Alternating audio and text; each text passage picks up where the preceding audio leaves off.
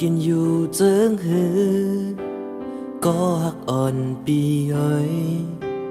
ฟ้องคิงเมื่อเฮามีก็ต่างก็ดีอยู่ลีหายามเร็วอำหันจอมหูไหลลุมลาโดยถึงตูปีเคยย้อนสั่งหลายปีหลายเมืองก็ดึกมีเหมือนเก่ากุย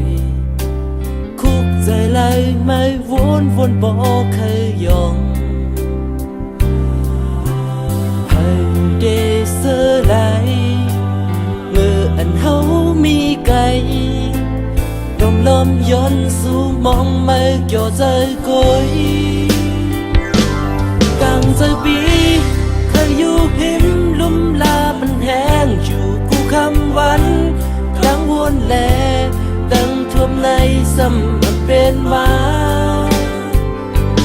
อยากจะจอมขี่ใจจอมเข้ายามอำไลอยู่จำกันเฮาหูไหลเดทบเทิงจึงหือ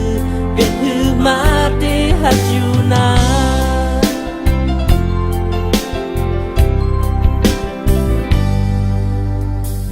จำกันมานั้นน้องว่าอย่าไปลืม